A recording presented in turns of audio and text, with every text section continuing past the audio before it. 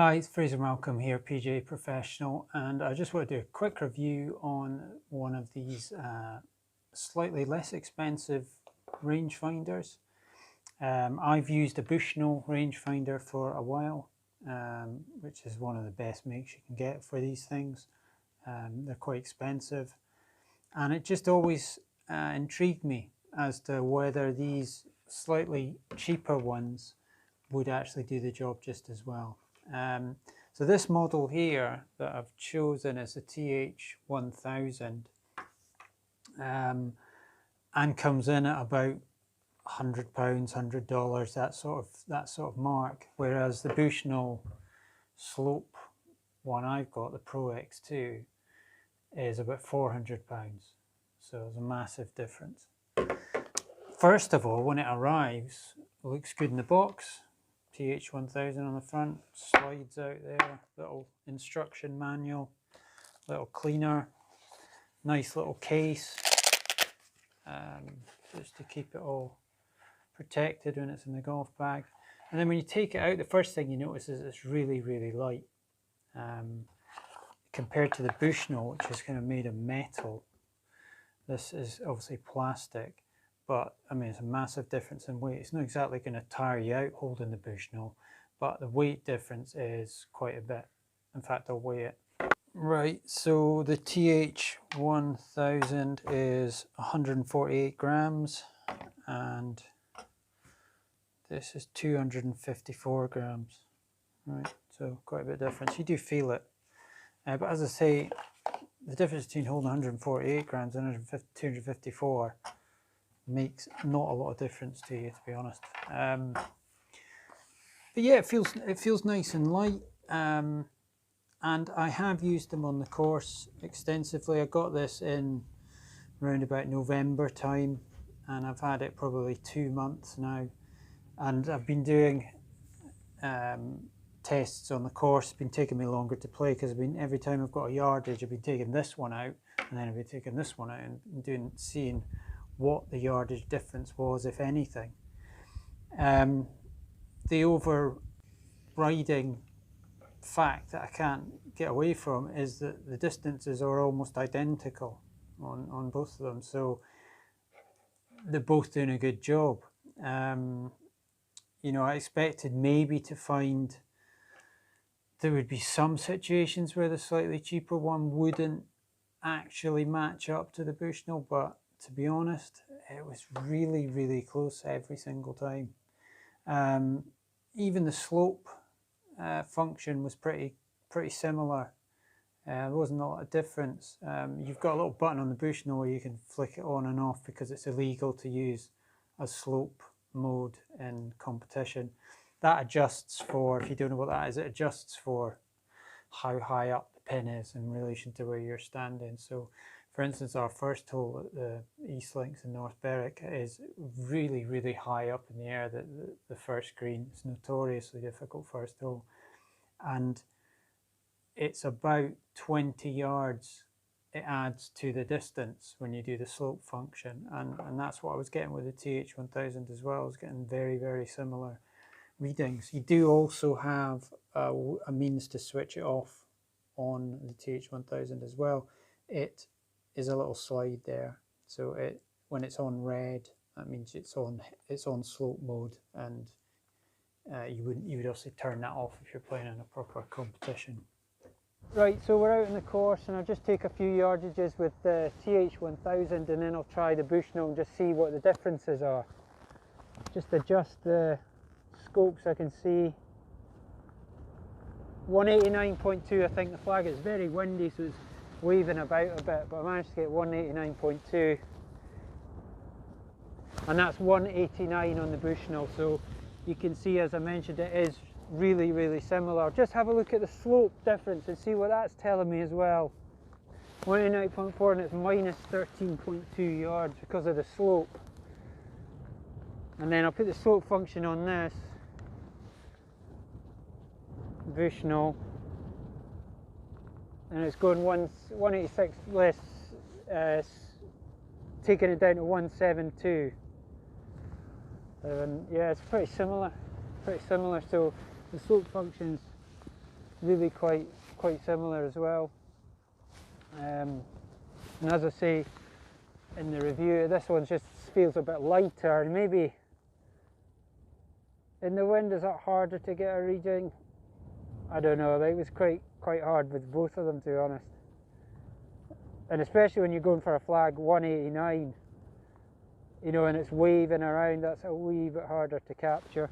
I just got it again there, and in the Bushnell, yeah, it's similar. It's just waving. It's like any laser when you're getting blown about in the wind. It's nearly 200 yards, and it's obviously a wee bit harder to get the yardage. The thing I just wanted to mention was that this does have the pin Jolt technology, just like the Bushnell does. So when you lock onto the pin, you do get a wee vibration, just like you do in the Bushnell, which is good when there's trees in the background and you're going for the pin. It buzzes on the thing that's in the foreground, so you know that you're not hitting the trees behind. So that's quite useful. But so it's got virtually it does everything that the Bushnell does, and I think the only thing it might be slightly lacking on compared to the Bushnell is maybe the waterproof quality of it, but that really is about it.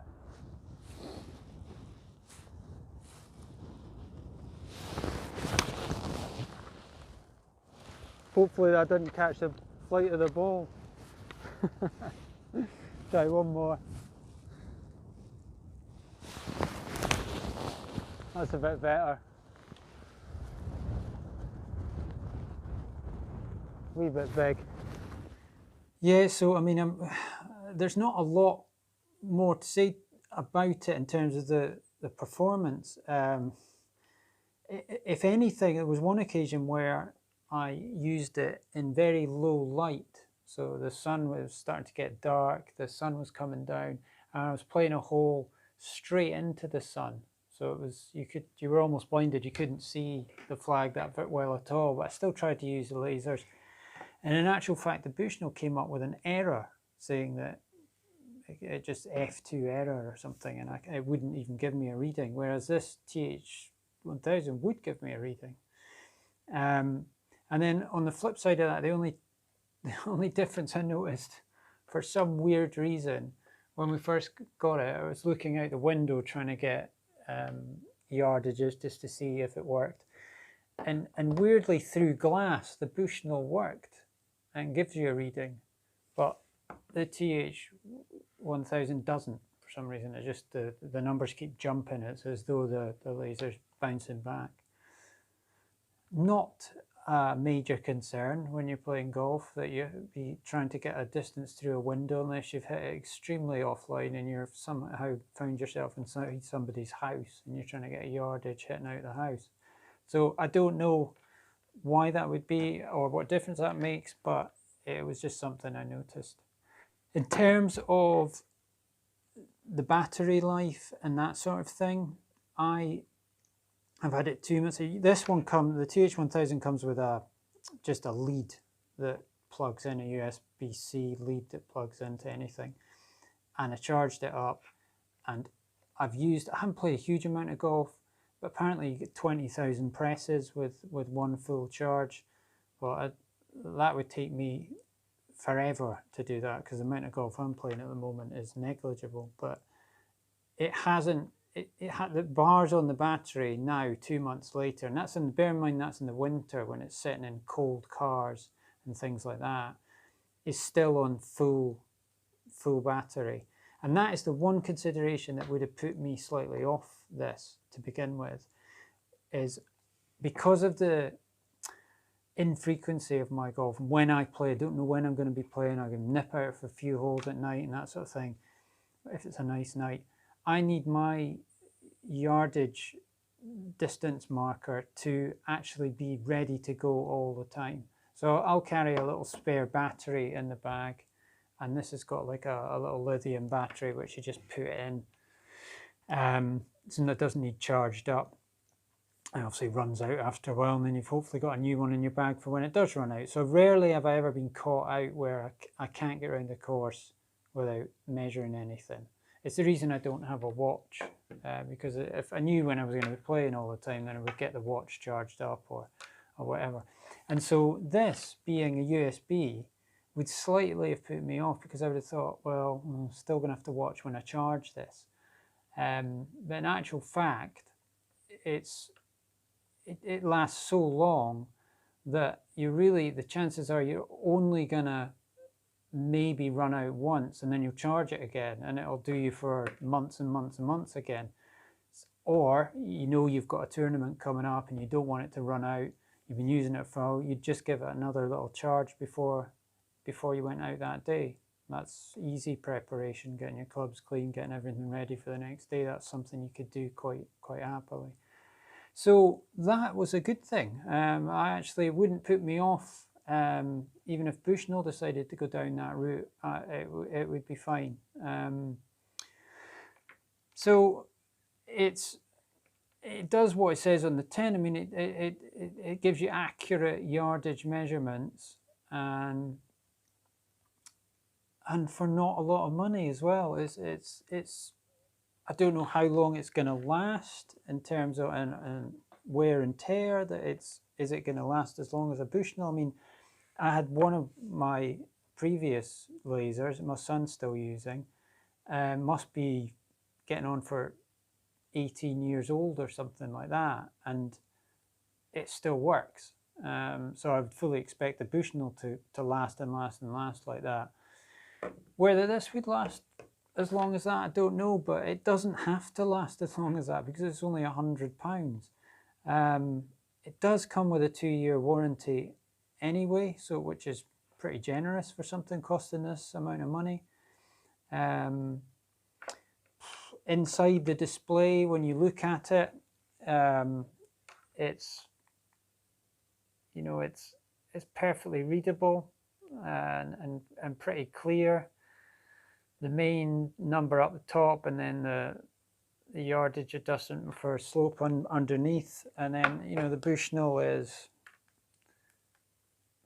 well, I mean, you could argue some people might like the displays better in one than the other, but I wouldn't say there's a definite better one. They're just slightly different. They're both readable. You can adjust this a little bit here if it's out of focus, just as you can on the Bushnell. So it does pretty much everything that they do.